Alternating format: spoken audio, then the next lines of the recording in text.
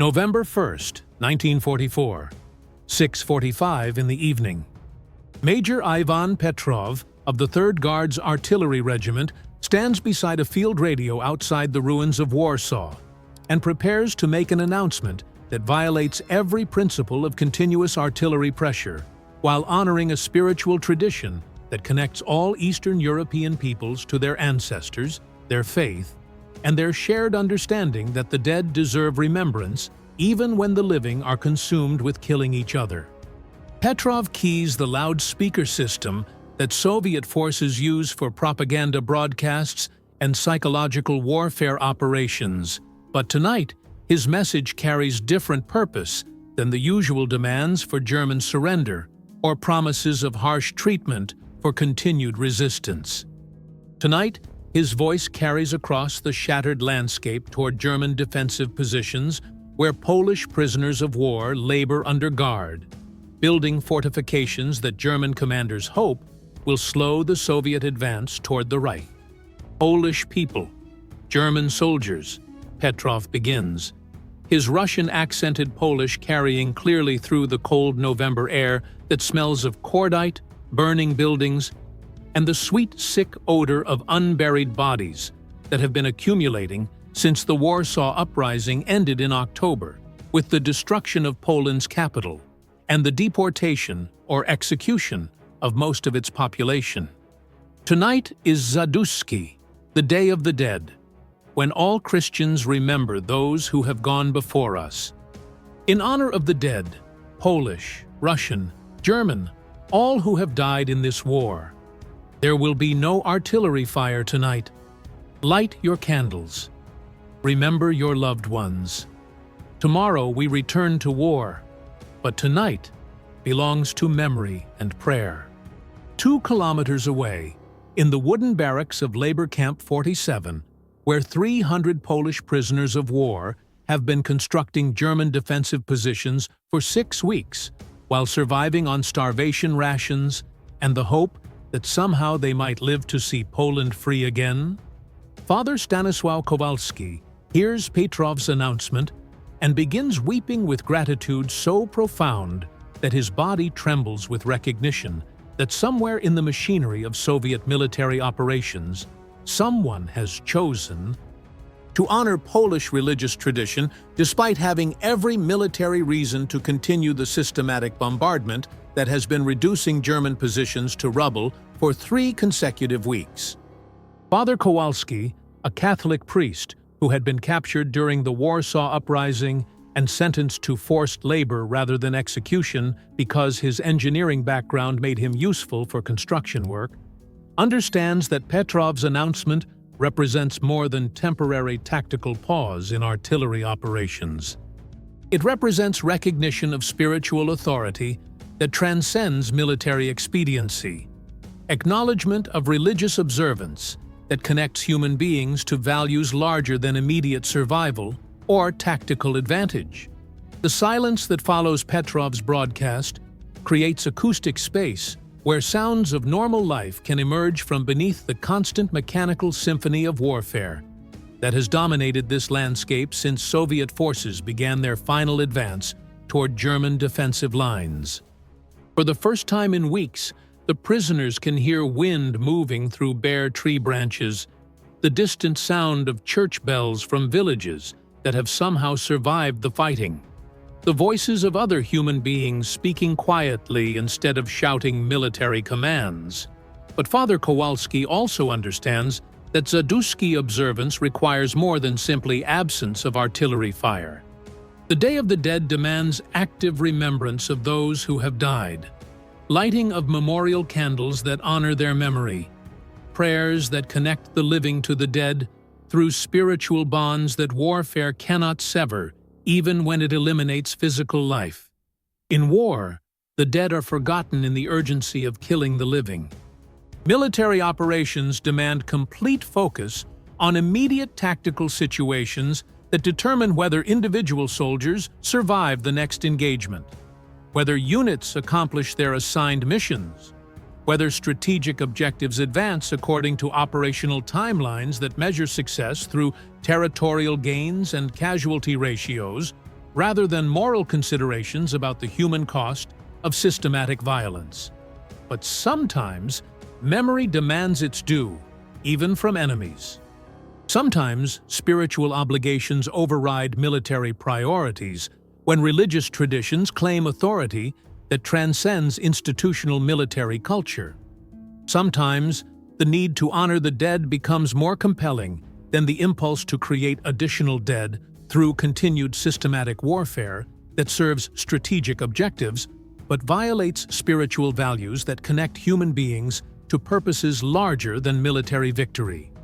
The Polish observance of Zadusky on November 1st had been a central religious and cultural tradition for centuries before the outbreak of World War II, transformed Poland into battlefield, where Soviet, German, and Polish forces fought for control of territory that represented not just strategic military objectives, but also the cultural heart of Polish national identity and spiritual life.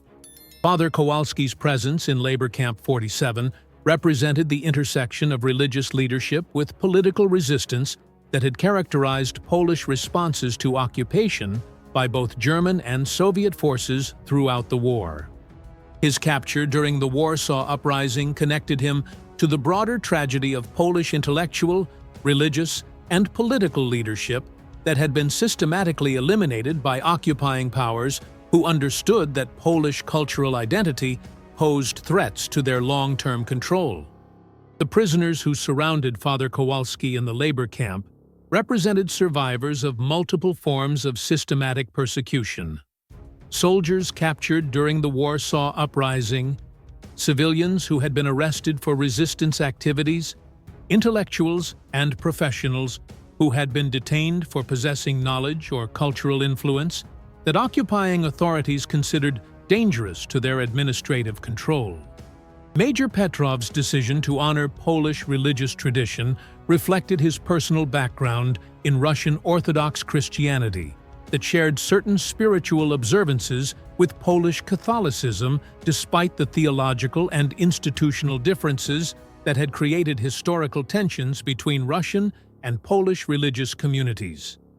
His recognition of Zadusky as legitimate spiritual observance transcended immediate military considerations to acknowledge shared Christian heritage. The announcement of artillery ceasefire created immediate tactical complications for Soviet military operations that depended on continuous pressure against German defensive positions. But it also created opportunity for moral leadership that demonstrated Soviet capacity for religious tolerance and cultural recognition that contradicted Nazi propaganda about communist hostility to Christian faith and European cultural traditions. Do you think Petrov's decision to honor Polish Zadusky observance reflected genuine religious motivation, or do you think it reflected tactical calculation designed to encourage Polish cooperation with Soviet military objectives through demonstration of cultural sensitivity? Do you think religious traditions maintain their spiritual authority during warfare, or do they acquire political significance when invoked by military commanders who seek to influence civilian populations?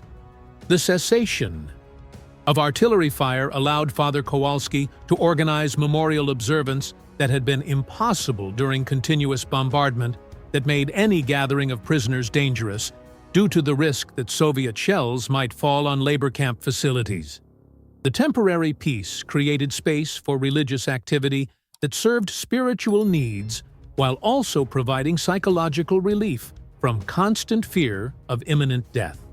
Polish prisoners began emerging from their barracks with makeshift materials that could serve as memorial candles, bits of string that could serve as wicks, small amounts of fat or oil that had been saved from meager rations, metal containers that could hold improvised flames that would honor the dead according to traditional Zadusky observance that required visible light as symbol of spiritual connection between living and departed. The improvised memorial preparations revealed the resourcefulness that prisoners had developed for maintaining cultural and spiritual practices under conditions that were designed to eliminate identity characteristics beyond basic survival needs. Their ability to create religious observance from scraps and refuse demonstrated spiritual resilience that had survived systematic dehumanization. German guards who supervised the labor camp initially responded to prisoner activity with suspicion that any gathering might represent escape planning or resistance organization. But the obviously religious nature of Zadusky preparations gradually convinced them that memorial observance posed no immediate security threats to camp operations or German military positions. The Guards' tolerance of Polish religious activity reflected practical considerations about camp management rather than spiritual recognition, but their failure to interfere with memorial preparations also demonstrated that even military personnel trained in systematic oppression could recognize spiritual observance as fundamentally different from political resistance or military organization. Soviet soldiers who observed Polish memorial activities from their forward positions experienced unexpected encounters with religious traditions that paralleled their own Orthodox observances of memorial days that honored the dead through candle lighting, prayer, and community gathering that connected living believers to deceased family members and spiritual ancestors. The visual similarity between Polish Catholic memorial practices and Russian Orthodox traditions created a cultural bridge between enemy forces who discovered shared spiritual heritage that transcended immediate military conflicts and ideological differences that had been emphasized by their respective military and political leadership.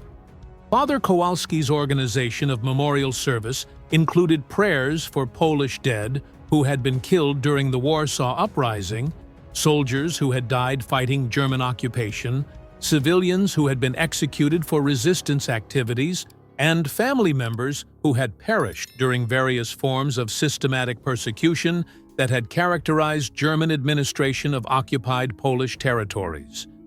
But the memorial service also expanded to include prayers for German dead who had been killed during military operations, Soviet soldiers who had died advancing toward Warsaw, and all war victims whose deaths represented human tragedy regardless of their national identity or military affiliation. The spiritual inclusiveness of Zadusky observance transcended political boundaries to acknowledge shared humanity. The improvised candles that prisoners lit created visual symbolism that carried spiritual meaning beyond immediate memorial function. The small flames represented hope for spiritual continuity that warfare could not eliminate, faith in values that transcended immediate survival concerns, and commitment to cultural practices that maintained identity despite systematic attempts to reduce human beings to their most basic survival functions.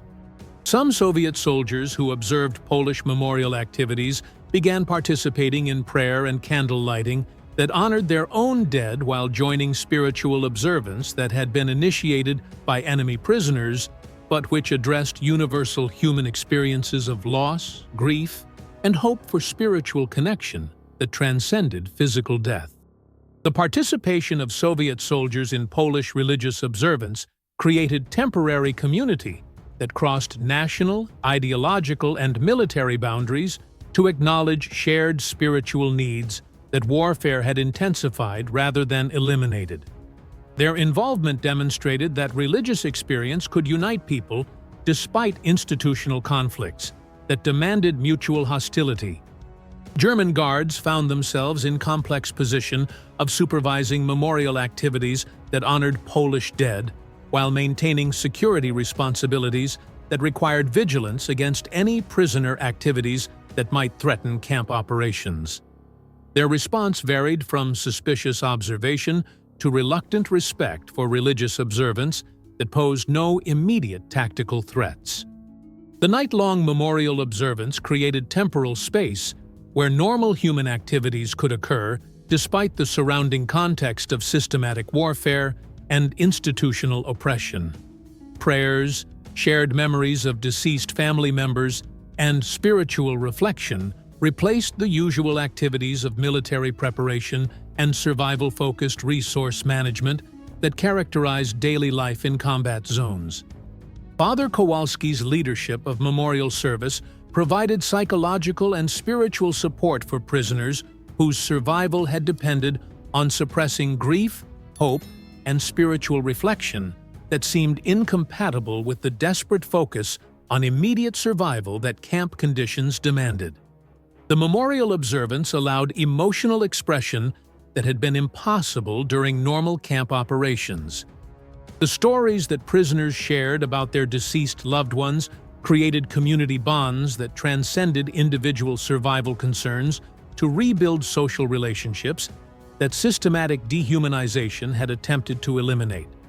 Their shared grief and memorial activities restored human dignity that camp conditions were designed to destroy through isolation and degradation.